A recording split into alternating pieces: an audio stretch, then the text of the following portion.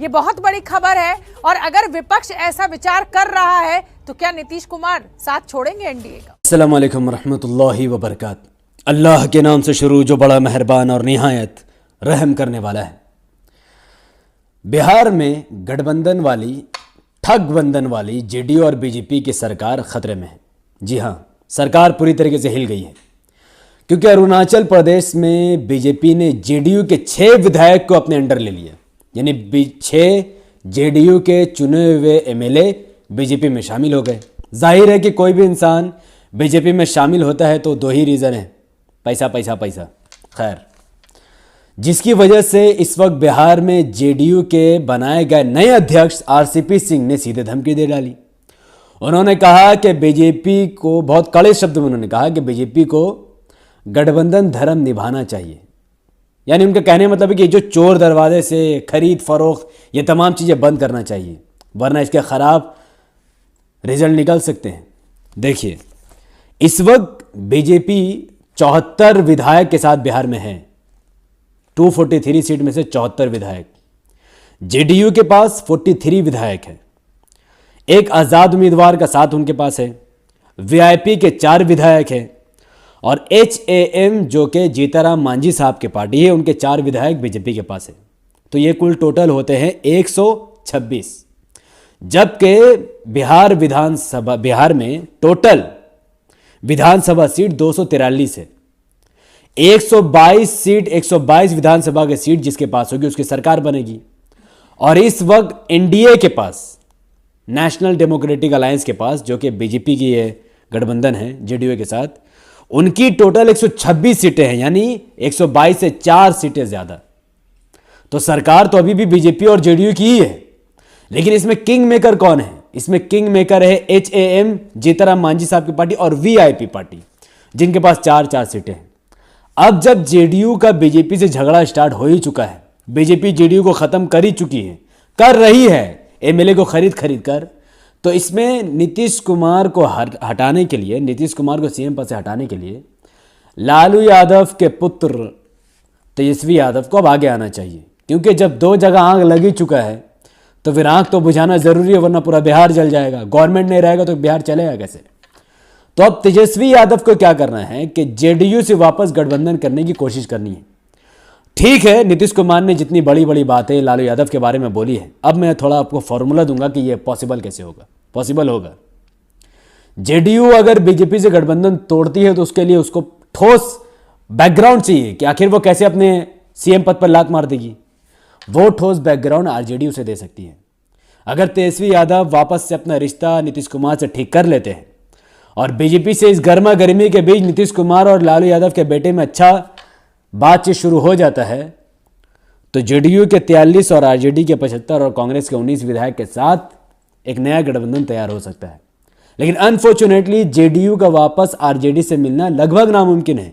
या आप, मैं और बिहार के तमाम लोग जानते हैं कि जितना कचड़ा पॉलिटिक्स इस बार के 2020 विधानसभा चुनाव में बिहार में हुआ, इतना गंदगी नीतीश कुमार ने कभी अपने मुंह से निकाला नहीं था। तो जाहिर है कि जेडीयू से तो गठबंधन पॉसिबल नहीं है। लेकिन अगर सरकार टूटी, ये जेडीयू ने अपना पैर पीछे किया, अगर बीजेपी ने और ज्यादा जेडीयू के एमएलए खरीदने की कोशिश किए, तो सरकार टूटेगी। इसका सबसे बड़ा नुकसान होगा जीताराम मांझी साहब, क्योंकि जीताराम मांझी साहब ने जो 4 सीटों का समर्थन बीजेपी को दिया, एनडीए की सरकार को दिया, बदले में 1 मंत्री पद उनको मिला, उनके 4 एमएलए में से 1 को। यहां तक कि वीआईपी ने जो 4 सीटों का समर्थन दिया, 1 मंत्री पद उनमें से भी 1 को मिला। तो इनका तो मंत्री पद खत्म हो जाएगा, सरकार खत्म तो मंत्री पद भी खत्म। तो अब तेजस्वी यादव को चालाकी दिखाते हुए जीताराम मांझी साहब को सीएम कैंडिडेट के तौर पर आगे कर देना चाहिए। उसे चाहिए कि वो जीताराम मांझी साहब से मिले, क्योंकि जीताराम मांझी साहब ऐसे कैरेक्टर है जो शुरू से ही बीजेपी के खिलाफ रहे। वो एक दलित चेहरा है, दलित लीडर है, और दलित कभी भी बीजेपी का साथ दे नहीं सकता है। जीताराम मांझी साहब बीजेपी में इसलिए गए क्योंकि लालू प्रसाद यादव के जो बेटे का तेवर है तेजस्वी यादव का, वो उनको भा नहीं रहा था। तेजस्वी यादव अपने से बड़े उम्र का लीडर, अपने से बड़े कैरेक्टर के लीडर पर उंगली उठाना, या फिर उनको जो सीट, उनका डिमांड उनको ना सुनना, यानी एकदम से उनको इग्नोर करके इंसल्ट कर देना, तो जाहिर है इसीलिए जीताराम मांझी साहब भी उससे हट गए, वीआईपी भी आरजेडी से हट गई।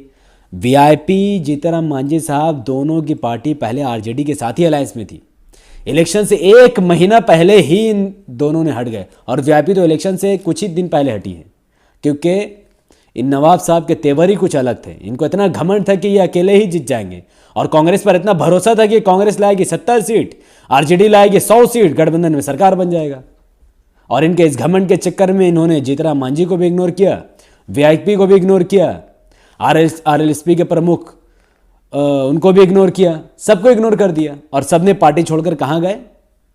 दो जो मेन पार्टी थी, वीआईपी और एचएएम, चले गए बीजेपी में, और आज इन्हीं के दम पर बीजेपी ने सरकार बनाई। आप इमेजिन करो कि अगर सही जो इज्जत का हकदार जीतराम मांझी साहब थे, अगर तेजस्वी यादव देता तो क्या वो पार्टी छोड़ते? क्या वीआईपी जो डिमांड कर रहे थे अगर ये मान जाता तो क्या पार्टी छोड़ते? और अगर ये दोनों पार्टी आज भी आरजेडी में रहते तो आप गणित देखो कितना खतरनाक निकल रहा है कि अगर वीआईपी और एचएएम आरजेडी के साथ ही चुनाव लड़ती तो आरजेडी 75, कांग्रेस 19, सीपीएम 16, वीआईपी 4 और मांझीराम साहब की पार्टी के 4 विधायक टोटल मिलाकर बहुमत से कहीं ज्यादा हो जा रहे हैं। तो नुकसान तो तेजस्वी यादव ने किया, लेकिन अब भरपाई हो सकता है। अब आप बोलोगे भाई आरजेडी के पास 75 है, उसके जो सहयोगी पार्टी 19 प्लस सीपीएम के 16, 110 है, ये जो 12 सीटें घट रही है ये कैसे पूरा होगा? अगर वीआईपी और एचएएम आ जाए इनके पास तो 8 सीट होती है तो भी 4 सीट बचेगा।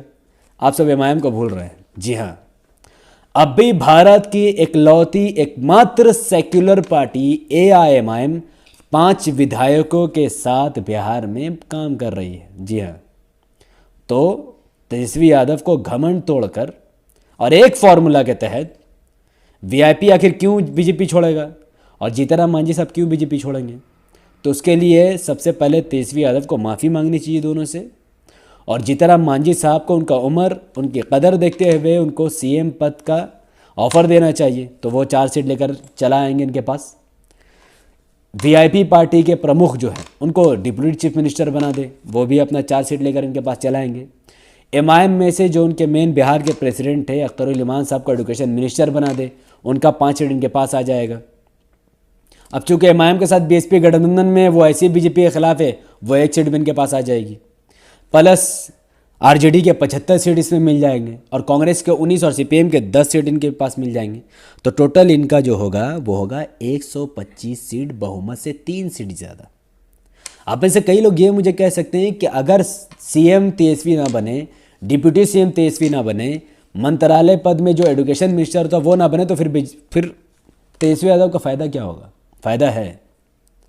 कितने सारे मंत्री पद होते हैं? 10, 12, 15, 16, 20।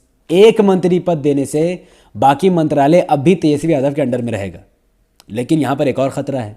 अब बोले कांग्रेस को क्या फ़ायदा? भाई कांग्रेस को फ़ायदा मत दो, कांग्रेस वैसे भी बीजेपी से तो हाथ मिला नहीं सकता खुल के। कांग्रेस क्या करती है, अंदर ही अंदर अपने एमएलए को भेज देती है, उसके एमएलए छोड़ छोड़ कर बीजेपी में चले जाते हैं। अब बिहार में अगर कांग्रेस बीजेपी से हाथ मिलाएगी, या कांग्रेस के 19 विधायक जो 70 में से गिन चुन के 19 विधायक जो जीते हैं, अगर वो कांग्रेस में जाते हैं, फिर तो कभी भी कोई मुसलमान कांग्रेस को अब दोबारा ऐसे भी वोट नहीं देगा, वैसे भी वोट नहीं देगा। तो कांग्रेस को मंत्रालय नहीं भी मिलेगा तो भी उसे तेजस्वी यादव के साथ तो रहना पड़ेगा। तो तेजस्वी यादव के RJD 75, Congress 19, CPM 16, MIM 5, BSP 1, HAM 4, IND 1, VIP 4, total 125 seat के साथ ये महागठबंधन वाली सरकार बिहार में 4 साल तक राज्य कर सकती है। और 4 साल ये लोग राज्य करेंगे, एमआईएम काम करेगी। जिसको काम करना वो काम करे, जिसको राज करना राज करे। जो जितना ज़्यादा काम करेगा उसको उतना ज़्यादा आगे जाके वोट मिलेगा। अब अगर ये हो जाता है, अगर ये लोग मान जाते हैं, तो बीजेपी को जड़ से मिटाने का इनके पास मौका हो जाएगा। जिसका पास पावर उसी की चलेगी। अब अगर ये काम कर देते तो दोबारा बीजेपी को वोट ही नहीं मिलेगा हिंदू मुस्लिम के नाम पर। ये लोग काम नहीं करते तभी तो बीजेपी वोट मांगती है।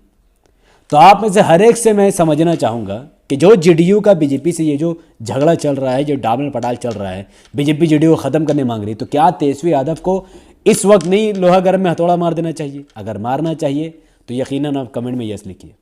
जिस किसी को भी लगता हो कि जीतराम मांझी साहब सीएम बनने के लायक हैं, सीएम पद के दावेदार हैं, उनको बीजेपी छोड़ देना चाहिए, तो वो प्लीज़ कमेंट में अपनी राय को मेरे साथ साझा करें। जिस किसी को लगता है कि आरजेडी को अपने तेवर घटाकर, तेजस्वी यादव को अपना घमंड नीचे रखकर एचएएम, एमआईएम और वीआईपी को साथ लेकर गठबंधन वाली सरकार बनानी चाहिए, तो वो अपनी बात कमेंट में रख सकते हैं। अगर आपको लगता हो कि हाँ वाकई में ये वीडियो इन्फॉर्मेटिव है और अब भी बीजेपी की घटिया जात पात वाली, मनु वाली, ब्राह्मणों वाली, अपर कास्ट वाली ये सरकार गिरनी चाहिए और तेजस्वी यादव गिरा सकते हैं। तो इस वीडियो को जितना ज़्यादा हो सके इसके लिंक को व्हाट्सएप, फेसबुक, इंस्टाग्राम में शेयर कीजिए। यूट्यूब के एल्गोरिदम के मुताबिक सुन के जाइए कि जब किसी वीडियो में धड़ाधड़ लाइक, धड़ाधड़ कमेंट, धड़ाधड़ शेयर पढ़ना शुरू हो जाते हैं तो वो वीडियो लाखों लोगों तक एक ही रात में पहुंच जाता है। तो इस वीडियो को बिहार के कोने कोने में पहुंचाने के लिए तेजस्वी यादव की रियलिटी, नीतीश कुमार की रियलिटी, जेडीयू बीजेपी की रियलिटी, एआईएमआईएम का काम तमाम लोगों तक पहुंचाने के लिए इस वीडियो को ज़्यादा से ज़्यादा लाइक कीजिए, ज़्यादा से ज़्यादा आप कमेंट पर अपनी बातों को रखिए और इसके लिंक को ज़्यादा से ज़्यादा व्हाट्सएप, फेसबुक, इंस्टाग्राम और ग्रुप में शेयर कीजिए। हमारे चैनल द पॉलिटिकल को सब्सक्राइब कीजिए, बेल आइकन को हिट कीजिए। हमारे Facebook channel the political India को भी फॉलो कीजिए। आप मुझे इंस्टाग्राम में भी फॉलो कर सकते हैं और आप में से जो कोई भी मुझसे पर्सनल में कांटेक्ट करना चाहता है तो मेरा WhatsApp number, imo number, Instagram ID link, Facebook ID link, Messenger का लिंक, तमाम के तमाम डिटेल, मेरा नाम, सब कुछ इसी वीडियो के डिस्क्रिप्शन में है। बराए मेहरबानी आप में से कोई भी इंसान कॉल ना करे, जो भी चाहे टेक्स्ट मैसेज या वॉइस मैसेज में मुझसे बातें कर सकता है। अपने ऑब्जेक्शन, अपने सवाल या इस वीडियो के रिलेटेड कोई बात अगर हो तो वो मुझसे साझा कर सकता है।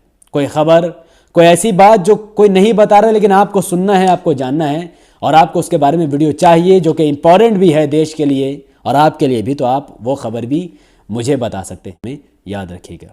बहुत बहुत शुक्रिया। अस्सलाम वालेकुम वरहमतुल्लाहि वबरकातुहू। अल्लाह की सलामती, रहमत, बरकत आप तमाम भाई और बहनों पर हो। मैं अल्लाह भी पीस अपॉन अस।